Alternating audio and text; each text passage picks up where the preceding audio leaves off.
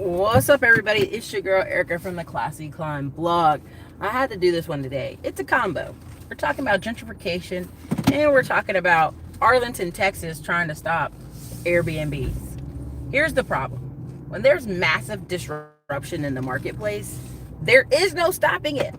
There is no stopping it. The funny thing to me is, as Arlington basically is trying to stick their finger in the wall that is going to be Airbnb, they're saying, hey, Erica, this is a good thing. They're doing this so people can afford housing. Now, I'm going to give you the three sides on it.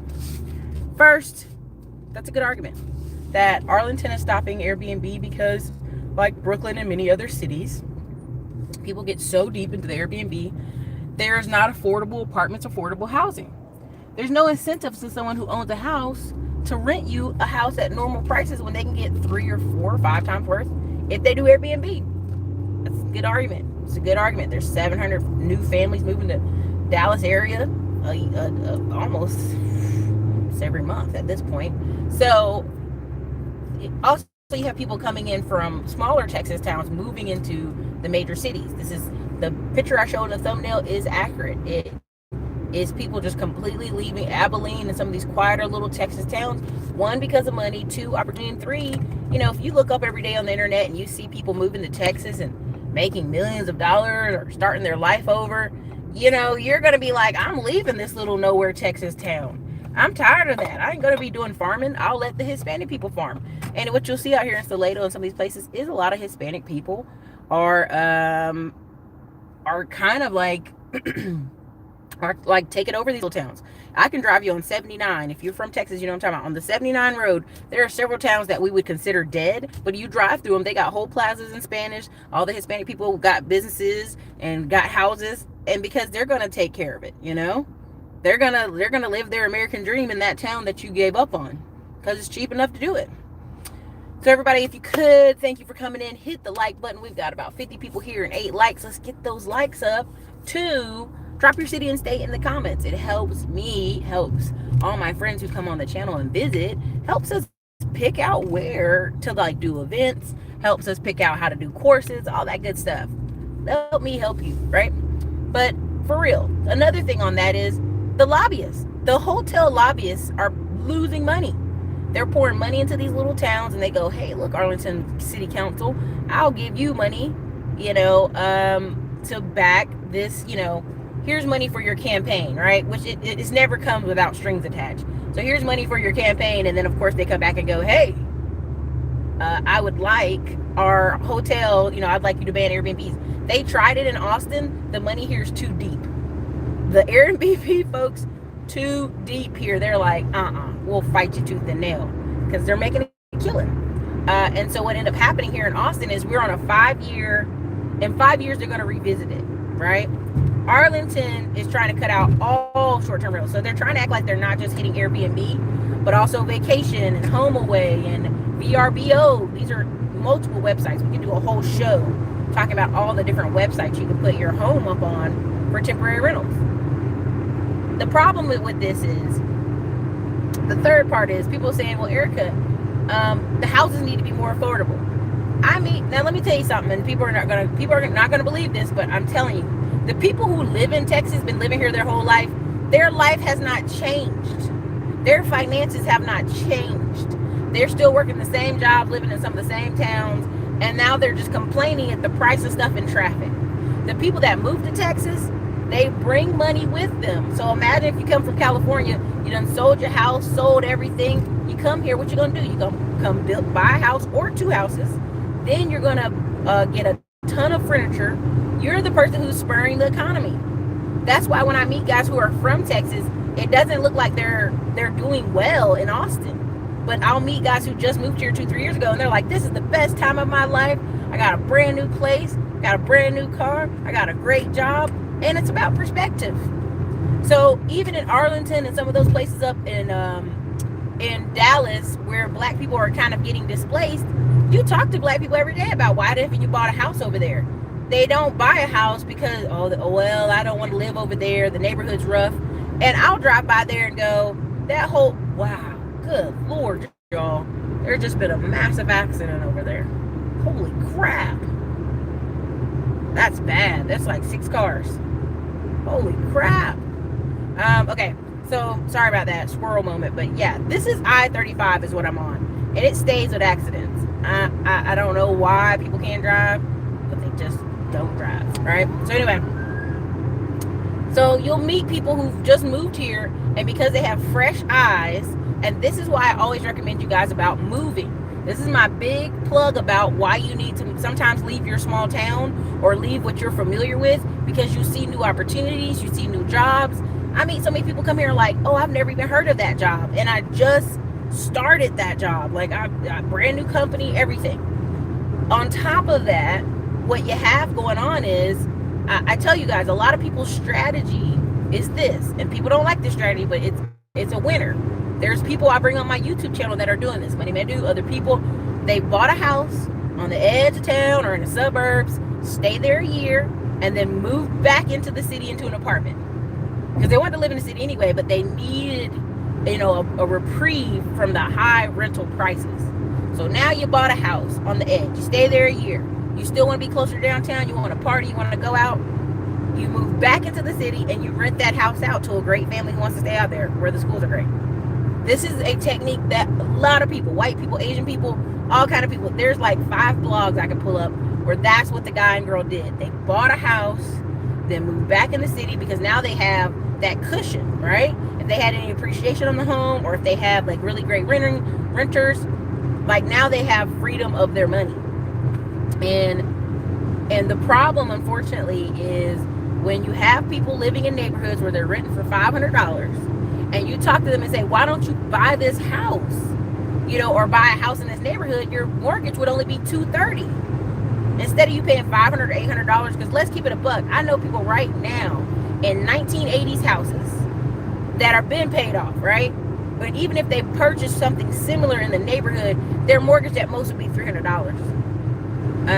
But they're paying $800, $900 to live in that same neighborhood. So when people say, oh, I'm never buying a house is what you're trying to convince me of is you don't want responsibility. You don't want to have to take care of something. But you guys get new cars every couple of years. What's the difference? Let's actually invest in something that's going to make a difference. And that's why you have such a pushback on the Arlington, because they're saying the houses aren't affordable. Sorry, that was a long way to get to that conversation. But what they're saying in Arlington is the houses are not affordable. And we all know that's not true. I can pull up on realtor.com where Plano, Texas, and some parts of Texas, you have $150,000 houses. And people still don't buy them. They're builders trying to get rid of these brand new houses. You know what I mean? Like, how much cheaper do you want the houses to be? And be brand new. And get a good parcel of land and be in a good school district. So this is why people come from outside of Texas and buy these houses and love it, or Airbnb them, or do whatever, because they're like, it's a gold mine here if you're willing to do it, if you're willing to work. A lot of people get stuck on yesteryear, right? What's yesteryear? Well, it used to be 80,000 over there. Okay, so what? It's not no more. There's a girl here in Austin. She's lived in the same apartment for almost 10 years now. And the neighborhood she was in, she was like, well, I thought about buying many years ago, but the prices just jumped. I said, well, what were the original prices? $80,000 for some of these houses. She's been here that long in Austin. And now that same neighborhood, you can't get a house for less than $300,000. Exactly. They want a $20K house in Winston-Salem. Like, Negro, bye. You should have bought years ago when you could see it. And that's the problem. They get stuck in that old mindset. Like, well, it used to be this price. It's not that price no more. Annette's Worth even showed on her Instagram, Andre Hatchett had been talking about Newburgh, New York. If you guys look back, I mean, you don't have to right now, but if you go look back at videos I did with Andre 3 years ago, I kept talking about places in New York you could invest in. We were showing actual houses in Newburgh, New York that were dirt cheap. Now those same houses prices have doubled, and people are like, oh, ain't nothing there. It's always people who from New York like, ain't nothing there. It's terrible there. It's dry, it's drugs, it's crime. But you look up, the same houses have doubled in price in 2 years. This is how you miss it, right? Same thing, Aisha Selden. Some of these people, what they've done is they'll buy something and just sit on it because they know. And here's the thing. Some of you say, well, Ericka bought something, but it's not in good condition. As long as you're slowly making progress, and let's be very clear, If you cut the grass in the front yard, if you keep it kind of maintained, the city is not bothering you. The problem is many of you inherit a house from your grandma or your cousin or somebody, then you don't cut the grass, it looks run down, you're not, cleaning out the mailbox or anything, so the city is going to try to enforce rules on you. You can't say, well, I'm trying to get my money together, Erica. That's fine, but you have to keep doing some maintenance on the house until it's time. And these are just very basic 1, 2, 3s. You cannot get wealthy if you're not trying to have some ownership, have some responsibility, and have some maintenance products. That just is what it is. There's so many people right now talking to me, asking me, hey, can I buy a cheap truck? I want to buy a really cheap truck. Okay, you're going to buy a cheap truck, but you're still going to need to do what? You're going to have to maintain that truck. You're going to have to, you're going to spend more money this year trying to get that truck working on the ground than you are keeping it on the road, And people really kind of get stuck on a price, They'll pay brand new price for cars, but they won't pay brand new price to get stuff fixed in their home or make a home functional. It's absolutely crazy.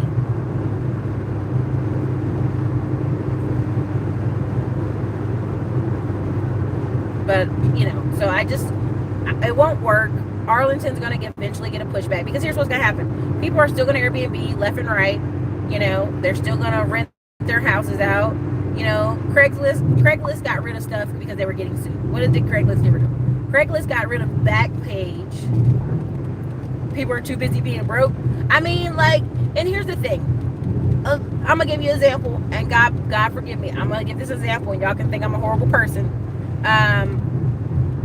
But here's the prime example I want to give y'all. I live in a luxury apartment, and most people in this apartment complex, they only live here long enough to get their house built. I kid you not. Most of the neighbors, when you talk to them, they're like, what kind of car? Why is this car in this neighborhood?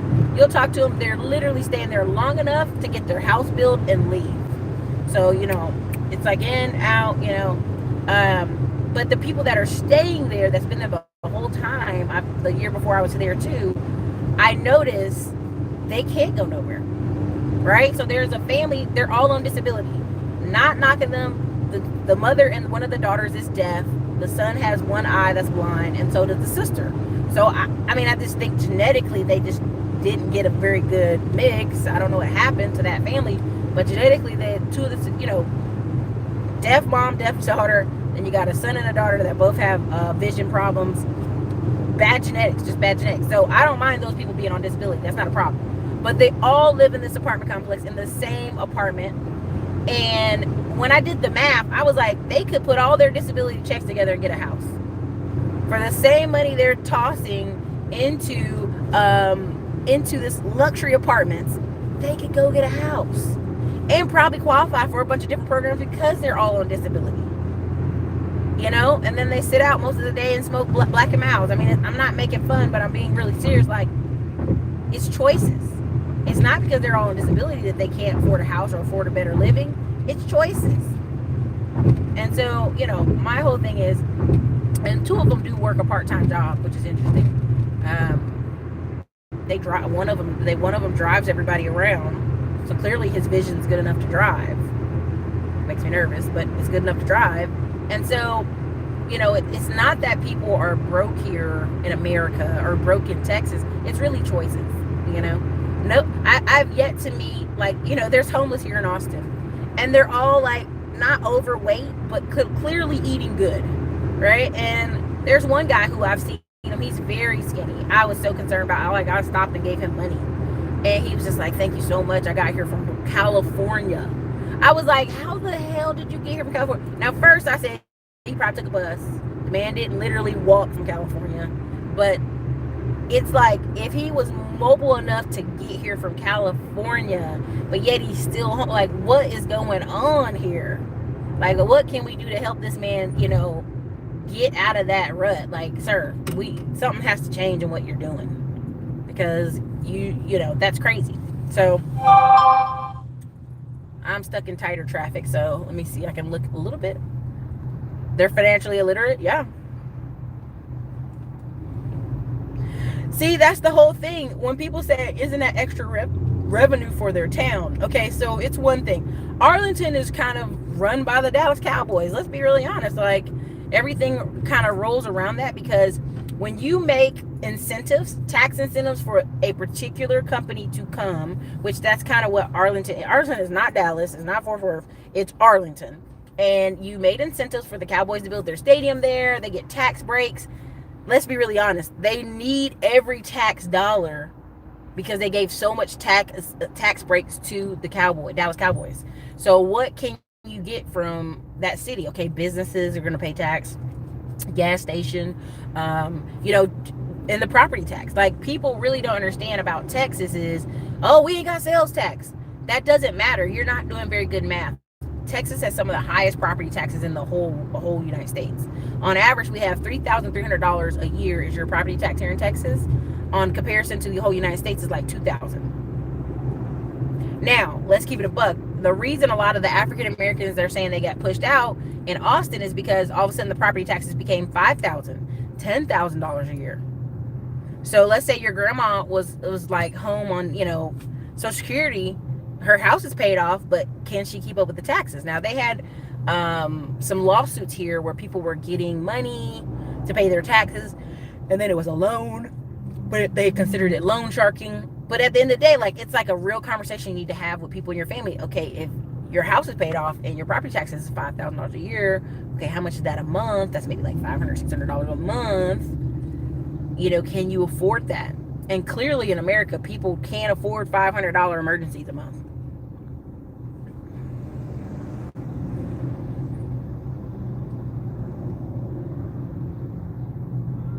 What's up, everybody in these places?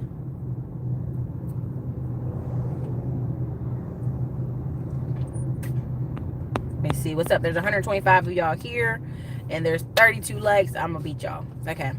Success in life is progression of consecutive correct choices and decisions, Malcolm. That's true. Those property taxes will be yep, if you let them. Exactly. So the problem what people don't understand is Airbnb is allowing some people to, like, prime example, where we did our meetup at, our mastermind. Those people are getting $5,000 a week. So, and when it's summertime in Annapolis, or you're on the water, you have this house with multiple decks. It's a beautiful. So yeah, they were booked out for the whole summer. So they're gonna probably get close to $80,000 just in the summer. So imagine Airbnb for them is literally a six-figure business. It's a six-figure business.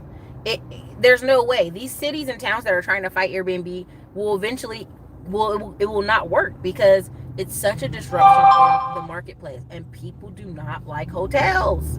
Like right now, I've been on an anti-hotel kick, except for the Moxie Hotel. I really like Moxie Hotels, no matter the city I'm in, because it's like, it's an arm and a leg. Okay, and then we want to hold $200 to $300 of your money. Same thing with rental cars. Why is Torinoapp.com, Torino.com, and some of these other apps where you share your car making so much money? Because people hate going to the Enterprise or Hertz and be like, okay, you know, hold your credit card and let's hold $500 off of it and all this stuff. And you're like, bro, I just want to rent the car for 2 days. Like, let's keep this moving, right? Like, why do we have to do all this? And people don't like that. It's unnecessary. It's unnecessary. So same thing with housing, same thing with hotels. You want to go to a nice hotel, but there's a nice house around the corner. And if you have kids, let's keep it a buck. If you're in Nashville, Tennessee, go look on Airbnb in Nashville, Tennessee, because you can see the difference. It's absolutely different, because a lot of houses are on there, because people bring their whole family when they come to Nashville, and it's much cheaper. It's much cheaper for you to take your kids and you do what? Cook dinner at least once or twice a week while you're there. It'll save you so much money. And you know, you ain't got a stove in your hotel, you know, even though, and those hotels that do have stoves are, you know, gross, you know. They have get around, exactly. Torino.com and get around, yeah. And you have people who live, like here in Austin, you have people who live right down in the city. So they don't use their car as much as they think they do, so they rent them out, right? And for some people, they're so used to having everything delivered to their house. Instacart.com, get the groceries delivered, that really, if they live in the part of downtown, like in downtown, they can walk. They can walk scooter around. They don't need it.